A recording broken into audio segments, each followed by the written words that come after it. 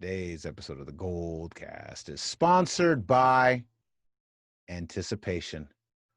Raymond, we are on the precipice. It's kind of weird because we didn't have preseason, but now we are about to start the NFL season. First of all, for me, it feels like it was literally 10 minutes ago that this thing just ended. How about you? Does it feel long? For me, this felt faster than any off season before. And I want to know what your take is, if you feel the same way, or are you like, no, this just took forever? Felt like a really short training camp for sure. And without preseason, I understand that they negotiated this, but the rookies miss out on four crucial games to really help them acclimate to the speed um, and tempo, of the NFL. So that's a shame for them. But I mean, it is what it is. This is what they negotiated for. They NFLPA, said that this is what they wanted, so that's what they got. Um, from a fan perspective, I sympathize. I'm really thinking for the rookies. Even I don't really enjoy preseason, but I do watch preseason because I'm excited. Because I watch it because I'm like, hey, let's get the rookies polished, get them a little bit of polish. Sometimes preseason only helps so much. It's the real game, live stuff that's really going to help them get acclimated. And there is we have some players on this team that have some polishing issues, which we'll talk about. But yeah, it was definitely it felt like a very brief off season to me. Didn't feel like the methodical. It feels more methodical, but it not the case this year. Even though there's no preseason, the whole month of August was spent doing training camp. Yeah, it was definitely weird. But I'm glad football's back. And this episode, we're going to be focused on not only the 49ers coming back, but a weird month for the San Francisco Giants. And we're going to talk a little bit about what this August looked like. One of the weirder months I can think back to for Giants baseball history. But before we get started, Raymond, why don't you let them know where can they find us? You can always like us on Facebook.com/the Goldcast, and you can always follow us on Twitter at _Goldcast. And be sure to subscribe to us on Apple Podcasts, Spotify, YouTube, Stitcher, everywhere that podcast can be found. We are syndicated to all platforms now. So be sure to subscribe to the Goldcast and on YouTube if you want to talk to us and engage in conversation, because there's certainly a lot to talk about today. YouTube is the best place for that, or Twitter, or Instagram, or some of the other platforms too. But YouTube seems to be where most of our fans congregate to do that, outside of personal DMs that we get about 49er news and sports news in general. So like, subscribe, and comment, because we certainly like to hear from you, and we certainly want to get your feedback on everything that we talk about today. Absolutely, Raymond. And why don't you let them know where can they find you? You can find me on Twitter at Ray Solis and on Instagram at Ray Solis1. You'll see the Twitter handles there. You should see them. So be sure to reach out. Let me know. And you can find me on Instagram and Twitter. I am Rudy Third. I am Rudy 3RD. Somebody owns Rudy 3. Someone owns I am Rudy 3. So it's weird. Oh, I thought that was just something you chose. So no. you had to write that because there's another Rudy 3 out there. Yeah, I was like, you're What are not the the real. odds? I'm the real Rudy 3. But anyways, that's all right. We have a big episode for you today. As we already mentioned, we are going to get into it. Without further ado, the greatest fanalist in the game. He's in the building. Your professor of fanalism. He's here too. Class is in session. Let's go. This is the GoldCast. Boom. Welcome to another edition of the GoldCast. We are the voice of the Bay. I'm your host, Rudy Solis III, and with me is my brother, my co-host, Raymond Solis the first, baby. Boom. All right, Ray. Let's start first with our boys in the black and orange, the San Francisco Giants. First of all, welcome back. It's been a while. Back. It's good to be back. Welcome back to you too. Thank you very much. Ray was gone on some birthday shenanigans, and our schedules were a little funky. So we decided to come back right here as the NFL season is about to begin. But so as you guys know, we go pretty hard body karate for the NFL season. So we are going right similar to the team. There wasn't even a preseason, baby. We're just going right into it, and we are here. So Raymond, let's catch up. Those a lot has happened in the month that we were gone. A lot happened in the month of August, and there is so much to talk about. Starting first with the Giants. The Giants, what a month it's been. They lost 6 games in a row at the beginning of the month, and they lost it in several of them. I believe there was at least 3 in a row where they lost it in the 9th inning with a 3-run or more lead. And this ended up sparking a little bit of controversy on the national sports betting circuit there, as sports bettors were accusing the Giants of purposefully tanking. There were some videos of Hunter Pence making poor decisions in the outfield. Well, he got DFA'd too. I mean, exactly right. I mean, we'll get to that too. So then there was questionable calls about closing pitchers and who we were putting out there. And there came to be this idea and this rumor that the 49ers were purposely tanking. The Giants. I'm sorry. The Giants were purposely tanking games. But beyond that, the problem with that is that was followed by a 6-game losing streak, was immediately followed by a 7-game win streak. That was followed up by 2 horrific losses to the Dodgers, then a 3rd loss in a row to the Arizona Diamondbacks, only for us to come back and take the final 2 games and win that series. I initially, the overarching thought at the beginning of the month, which is totally what a bettor would think, I was like, this is such what a bettor would think, was that the Giants were tanking games to win bets, which doesn't make any sense. Like, that's what? Illegal. Yeah, it's highly illegal. And I was like, of course, that's what a bettor would think. That's why Pete Rose is not in the league or in the Hall of Fame. Yeah, exactly. And I was sitting there going, okay, hold on. Let's think about this. What I had initially told you, and we talked about this off air, was that I thought the Giants maybe were actually not necessarily, they weren't tanking to win sports bets. What they were doing was tanking to get a high draft pick. Because if you think about it, at the time, there was only about 40 games left in the season. Now there's, a little bit under 30 now. But there was about 40 games left in the season, and it made sense. It's like, well, if this was a regular season, the Giants would have about 140 games left. But right now, they only have 40 games left to get a top draft pick. But that draft pick's value is exactly the same this year, whether it's a 140 game season or 40 games, like 40 games left or 140 games left. It's the same exact value for the pick. In fact, the pick's even higher because you have to play so many less games to get the same quality player. So it almost made sense to me that maybe the Giants were trying to tank. But then we go on, we rattle off 7 games in a row, lose the series to the Dodgers, then win to the Diamondbacks. For me, Raymond, I think it's safe to say I don't think the Giants are tanking. I think they're just a young team that's hovering around 500. What do you say about the Giants' weird month of August? It was a weird month. I mean, I will say that. It was literally, we flip-flopped back and forth, pretty intensely. What do you say, Raymond, to these accusations that they were purposely losing games and their subsequent fairly successful win streak that was immediately followed their losing streak?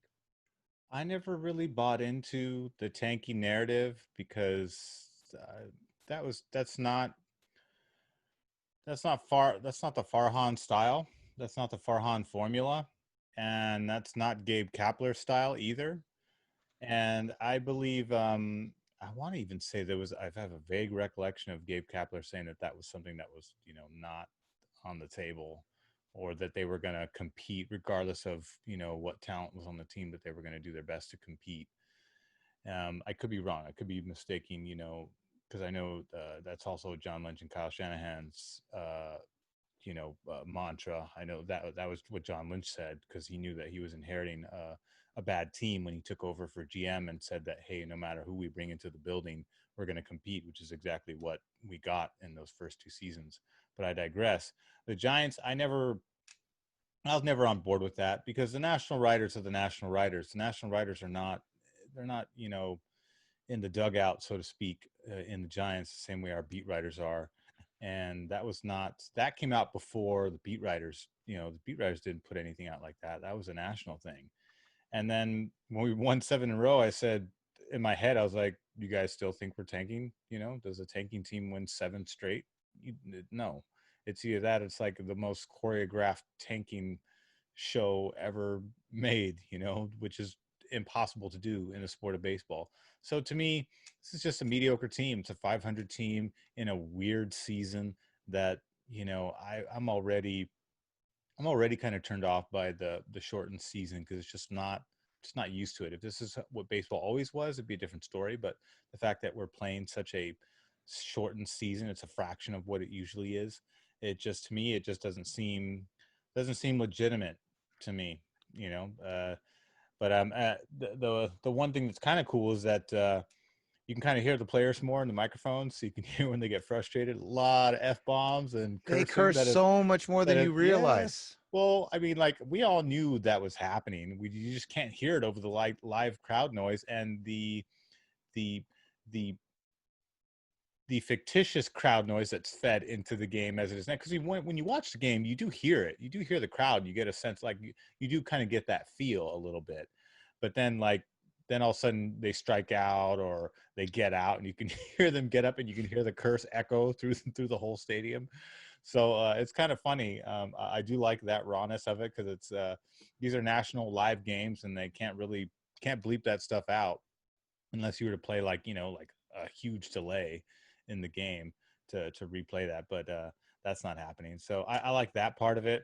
I'm curious how that's going to tie into football, because football is way more crass than baseball is, with all the action happening, play in and play out, and 11 on 11 versus nine defensive players trying to get 1 out per or 3 outs per inning. They only face one player at a time. So it'll be interesting to see how that plays out. But that's probably the only thing I like about baseball this season is all the cursing that's allowed. Now I can hear it. Like, yeah, get those F-bombs out there. Yeah, see that frustration. Yeah, say it, let it out. Break that bat. I want to see someone break a bat and curse at the same time. That's what I want to see. Like Major League with Charlie Sheen or is it the sequel when Tanaka breaks the bat over his head? Yeah, you son of a bitch. Yeah, and that's, I mean, guys have broken bats before. That's pretty cool, but it'd be kind of cool to see it in this particular setting. But again, I have to digress just because I haven't watched. I mean, to be honest, I haven't watched a whole lot of games. It's been hard to catch the games with my schedule. That's one thing. And then number two, I haven't been too motivated for this season because I think like I said before, I just think it's a little odd for my taste. And I know the Giants are not in it. I know they're not going to be in it, even with the shortened season.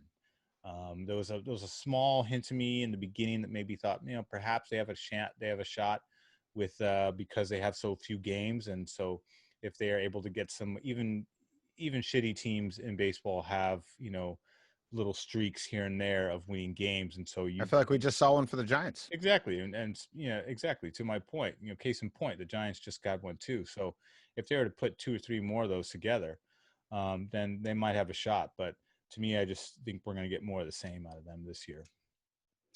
I think you're probably right. I'm pretty sure that I'm the only person from San Francisco still watching the San Francisco Giants right now.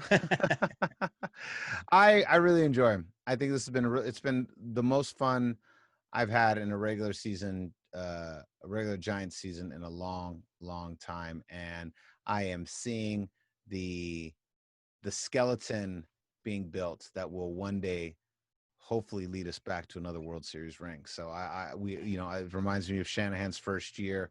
It's not pretty. We have holes all over the place, but there's fight, there's moxie. I would say this team is better than Shanahan's first year back. I mean, that team had been really, really gutted when Shanahan took over the 49ers. Oh yeah. They didn't won their first game. They've lost 9 straight and then won a game. So the Giants are not that bad, but they do. But they are, subpar. I would say mediocre. they're similar to like the Arizona Cardinals from last year, right? They got some fight to them. There's some potential, but they're not quite ready to They really do, take. but they can't close out games. Pitching's inconsistent. They've got Mhm. some veterans that need to go. Hunter Pence is playing so damn bad that they had to put him in AAA ball.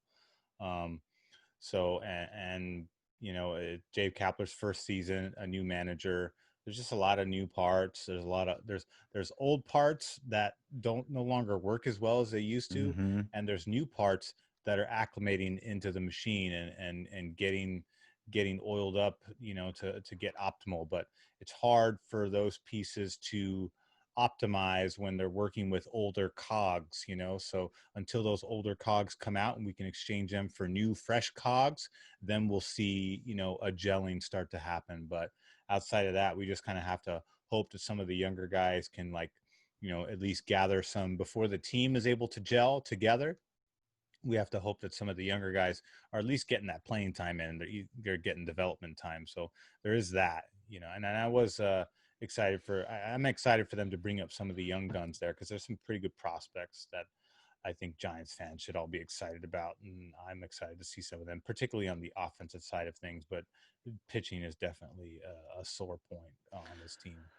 The pitching definitely needs work. This is definitely not your granddaddy's San Francisco Giants. Remember back in the day, we won games, 3-1, is a common one, 2-0, 1-0. These guys put up some big bats. They put up some big numbers, 5, 6, 7, 9 runs sometimes, but man, they allow 5, 6, 7, 9 runs sometimes. Exactly. It's tough go, but give them a shot. This is what we're saying, Goldcast. Give them a shot. Watch them. Although if you want to see, I mean, in my humble opinion, though, I know I where think you're the going. I know where most you're exciting going. baseball that's happening right now is over in Oakland. Woo, that is a hot, talented young baseball team. And if anyone's got a shot this year, the A's have got a legit shot. I'm tearing the studio down. Sorry. I get so upset when I hear about the Oakland teams, but They're one of the A's are best really teams, good. one of the best teams in baseball right They're now. one of the Top best teams three, in baseball. easy. I look forward to seeing A's Yankees in the Those are always good games. A's Yankees are good games. A's Boston are great games. A's Angels are terrific games. Yeah, I look forward to them seeing each other in the playoffs. That'll be very interesting. You're right. But damn it, you better watch those San Francisco Giants. I swear to God. All right, here we go. Let's move on. Raymond, this is there's some good news and then there's some bad news with our 49ers. First of all, let's talk about how pumped we are. Because I'm pumped. This is a revenge season, baby. Shanahan has shown them they have had to watch that game again. They've had to watch that footage again. They've had to see that footage. Oh man, I refuse to watch it. I'll watch every game last year except that game. I remember when we did. So if you haven't checked it, listen deep. It's one of our for our listeners on YouTube. It's a non-video. It's audio only, but it's still worth going to see. And if you don't want to see it on there, then listen to it on Spotify. We did an episode where we did a several-part episode where we just did a deep dive into the entire 49ers season. It was super dope and well worth the listen. So check that out if you haven't done it. We did one of our gold dives, which is for our new audience members. Our gold dives is when we do these deep dives into old episodes. We actually got a request, Ray, for a gold dive that you and I need to look at a little bit later off air. We got a request for a specific gold dive. Yeah, we have someone requested a game from us, and we need to take a look at it, and then if we can find that game, we will deliver that game for you. So we did not see that game. In fact, the unofficial fourth member of the GoldCast, Rudy Solis Jr., our father, he said he finally watched the Super Bowl again. Ugh. It's just like, why would you do that to yourself? Gross. That sounds so intense. Apparently, what he said was that the game, he was really shocked because pretty much the Niners had the game and were in control for all the way up until about the last 7 minutes, and then it just really kind of collapsed, and then it just went haywire in the final minutes of the game. But he's like, but if you turn that game off midway through the fourth, you're like, the Niners got this. This is a wrap. But unfortunately, that was not the case. But this leads into now our revenge season. So, Raymond, let's start with some of the bad first, because this has not been without its share of injuries. Shanahan said in one of his press conferences that he expected, without preseason games, he expected there to be a larger influx of soft tissue injuries, which is what we've been seeing. Not major injuries, but contusions, sprains, bruises, things like that. Yeah. And Well, the only major injury was to the one wide receiver that I was most excited to see play, the one I've been talking about for over a year now, since we drafted him, and that's unfortunately Jalen Hurd, who was the first major domino to fall during training camp, and that actually created a small miniature domino effect of minor injuries that you're talking about now. yeah, no, when I heard Jalen Hurd, I was like, no. Is the Darth Vader no? The Darth Vader Revenge of the Sith no. I was so sad that Jalen Hurd, like you, I was like, man, this might be one of my dark horse fantasy picks. Final round of the season. Grab me some Jalen Hurd. I was very bummed out. Very bummed out. And yeah, that was quite the bummer that Jalen Hurd went down. But yeah, a lot of soft tissue injuries. But then our man right behind me, our boy Fred Warner, unfortunately, Fred Warner, let's see if I can move so you can see this. He got placed on the COVID pup list. Yeah, he's on the COVID list now. Mr. Fred Warner will our first player to be diagnosed since July, when the guy, an undisclosed, three undisclosed 49ers were placed on COVID in July, and while they were training in Jersey. So now, homeboy here, Mr. Fred Warner, gets it, and looks like he most likely will not play week one.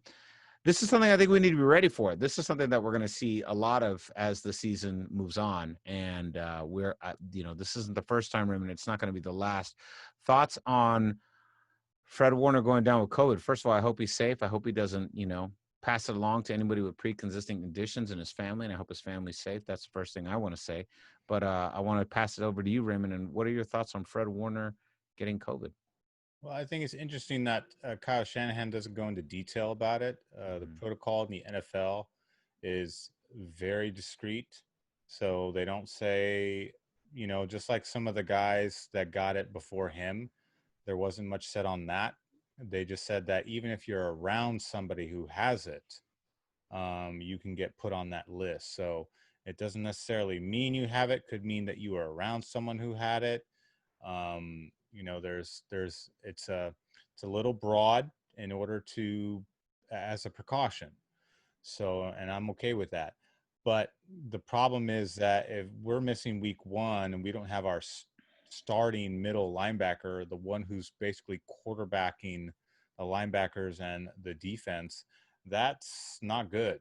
That's not good for an up and coming team in Arizona.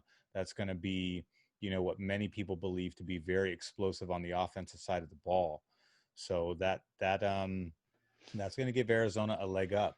I expect that game to be, I don't want to get, too deep into that contest, but I expect it to be very similar to the two games that we saw in 2019. But we'll get into that a little bit more next week. But that's it's not good in terms of who it is. Maybe if it was like one of the corners or a backup or something, that would have been an easier pill to swallow. But Fred Warner is a big piece. So thankfully it's not, super detrimental, at least from the initial reports that we're seeing online about him. So he'll be back most likely week 2. but he'll definitely. It seems like he'll miss week 1, although that hasn't been confirmed. It has So not been confirmed. It has not. yes. Yeah, let's make They sure that they I am didn't not rule that reporting that. out, but Yeah. if he doesn't play, then expect that to impact Arizona's chances in that, or effectiveness in that game, because that's the middle of the field. Because remember, Fred Warner can stop the run, he can rush the quarterback, and he can drop in coverage. That's how versatile he is, which is why he's in the position he's in. So not having him on the field does hurt. Although Quan Alexander is healthy and is playing excellent football right now. He unseated Dre Greenlaw and earned his starting position back as a result. And by the way, Quan Alexander can do all the same things that Fred Warner can do. So thank God he's there.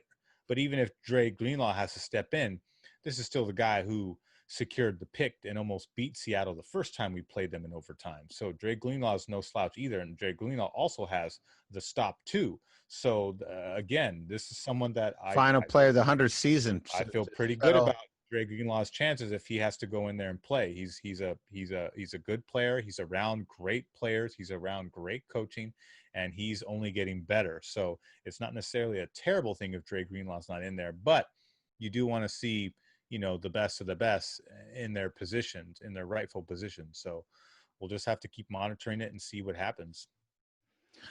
Yeah, we will. And so, like I said, hopefully he's safe. Hopefully family's safe. I'm sure they are. I really do strongly believe that the Niners are doing, working really hard to keep all these protocols in place.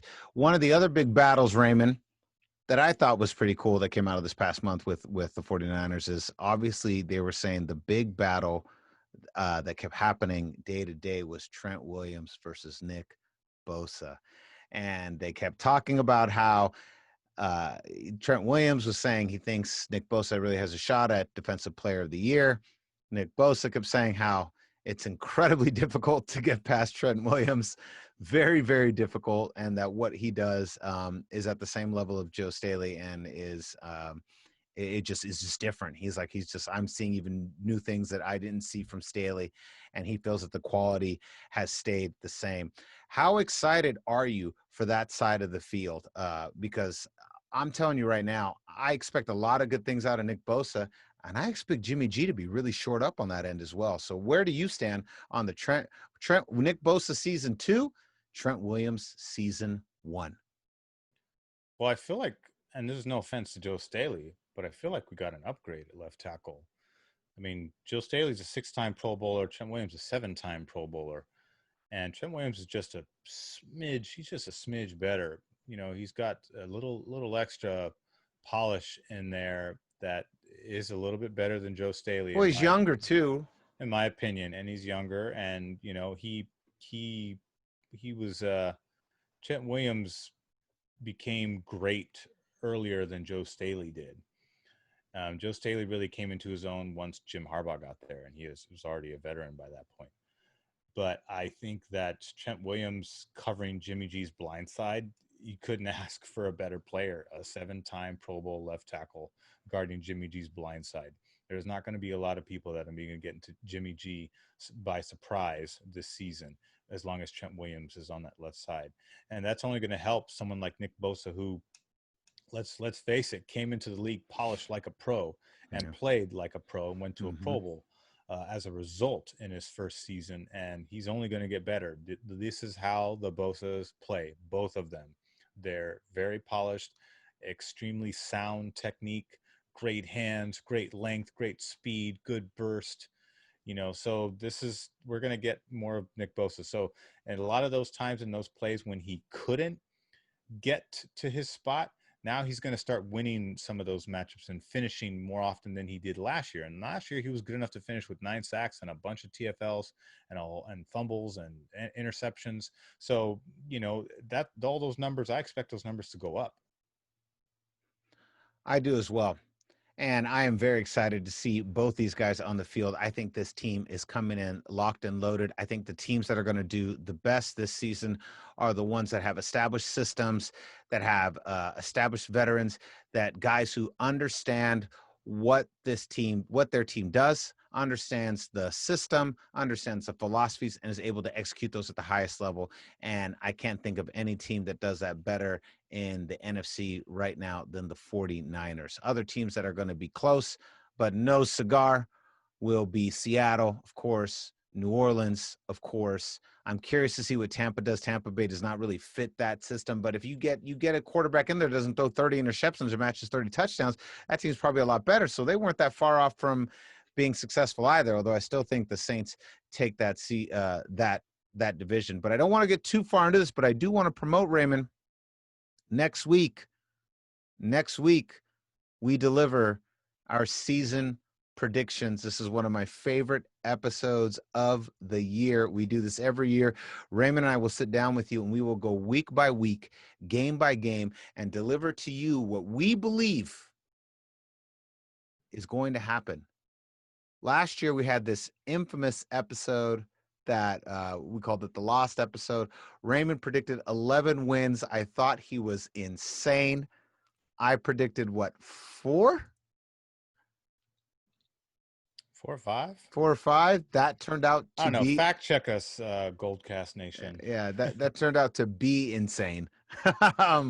Raymond's sounded insane, ended up being closer to correct. Mine sounded correct, ended up being insane. So that's how it flipped over. But it's really a fun episode. So tune into that. We will record that next Monday. We'll be recording that episode. Yep. So get ready. Game by game, we will predict for you what we think is going to happen. And Raymond, I just want to ask you one final question before we go. This is very important. Is this the revenge season? I believe so. And that's I understand that people are concerned with the injuries that happen, Jalen Hurd going down. Then we let go of Jerron Brown, who we signed from Seattle, and then released him. Then we signed J.J. Nelson, who was a top draft pick out of Arizona, I believe it was. And he's still young. He's 27. Then he got injured. He's got a knee injury, so he'll be down for a while. Then we picked up Kevin White from Chicago, another top draft. That guy's even younger. He's 26. He's only been in the league for 3 years. And then we also picked up Tavon Austin out of St. Louis, the Rams. So we got a rival there, although he was much more productive in LA, and his last 2 seasons were with Dallas, and he didn't really do much. But he's got great speed. He's explosive. He's a downhill threat. So it'll be nice to have another Marquise Goodwin-esque type of guy there with great speed, good hands. He'll be. I expect him to be a long ball threat. We don't know what Pettis is going to be this year, and we know that Trent Taylor is probably going to secure the slot position there, and he's been having a pretty good camp. One of the things that stuck out to me, and I still think that this is the revenge season, but Javon Kinlaw is unpolished and is having a horrible camp. He's been getting beat by third string and below, and because first and second string have not been playing, and he's admitted this. So to me, he's we can compare him to a Solomon Thomas, to an Eric Armstead. But we know so far. But we know what Eric Armstead has become under the Kyle Shanahan regime, and we know that Solomon Thomas has been having a great camp. He's been having an excellent camp, and Dante Pettis.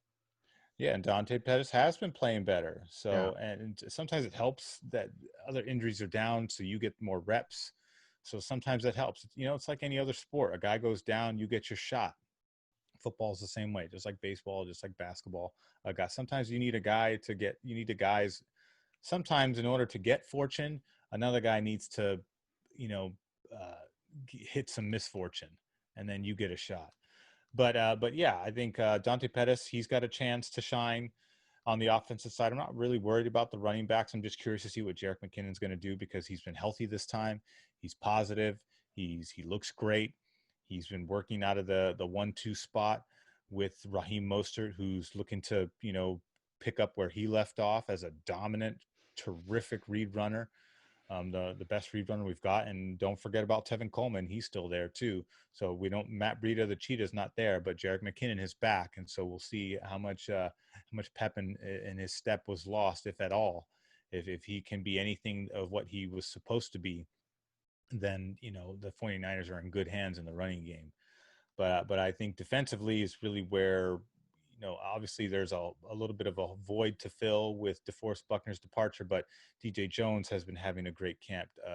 Kentavious Street has been doing great. Salmon Thomas has been great. So there's a rotation of pieces that can help fill in where DeForest Buckner, was doing on his own, but we've got the depth to fill that position. And Javon Kinlaw is just going to have to learn as he goes, and kind of he's rough around the edges right now, but that's all right. He kind of got by on his size and athleticism, but now he's going to have to polish up that technique and catch up. And having guys like Eric Armstead and Nick Bosa and D Ford there to help him get that polish, it's just going to speed up his growth. If this was a shitty team, that would take longer. But a better team, all good pieces around you, you're just going to get better faster. That's usually how it works. Well, we're definitely rooting for him too. I really want to see him succeed. I really want to see him succeed. Yes, I want to see the heir apparent. So don't get discouraged by the injuries that are happening right now. I know, what was it? Fred Warner, Drake Greenlaw, George Kittle, Ross Dwelly, Kyle Juszczyk, Brandon Ayuk, Nick Bosa, D Ford, Ben Garland, Trent Williams, all did not participate in. I'm hurt. I'm hurt just talking about it. My arm practice today. That's today, so that's today. All those guys. Trent Williams taking a veteran day. Nick Bosa's got a muscle strain. We know that. Fred Warner's in protocol. Dre Greenlaw's dealing with a concussion. He should be ready by next week. Ross Dwelly, Kyle Juszczyk, they'll be ready. Brandon Ayuk's dealing with an injury, rookie stuff. D Ford, he's going to have a reoccurring. It's not the injury that he was dealing with, but still something that he needs to work out. He'll be ready to go. Ben Garland's going to be ready. All these guys are going to be ready, with the exception of Fred Warner's kind of the wild card there. And Debo. We'll see. And Debo will not be there. Well, he's not on this list. This is just who missed practice today. Yeah. This team, the revenge season is real. It's going to happen. I do believe that they're going to. I just feel like the focus is there. That's what I remember. We're in the dugout, so to speak, of the Niners. We're in there. We are listening to Matt Mayoko on the daily. We're listening to Greg Papa on the daily. John Lund, those guys over there. They're and the players. I mean, even the players on the press conferences, interviews, and the post practice press conference. Everyone just kind of seems locked in. They're all preaching the Kyle Shanahan, John Lynch, MO. So it's business as usual there. If Fred Warner goes down, it humbles everybody, realizes that, hey, we're still not out of this pandemic mess, but the show must go on, and on it will go. Absolutely. I think that pretty much sums it up, Raymond. I think we're ready to go. We'll be back. We're going to be recording our next episode this Thursday with more Niners, Giants, Bay Area sports. That's right.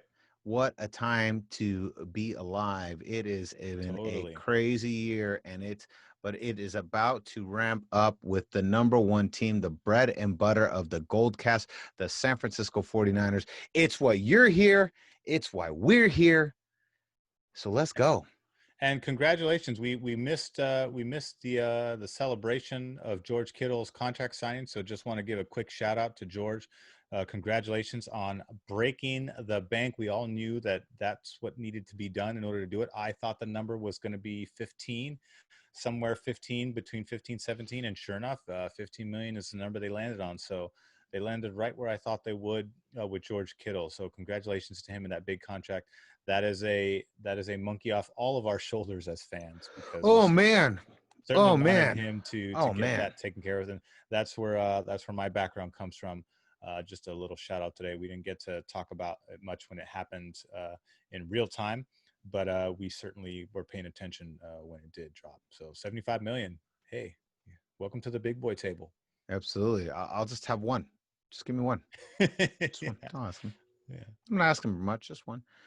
And so concludes another edition of the GoldCast. We are the voice of the Bay.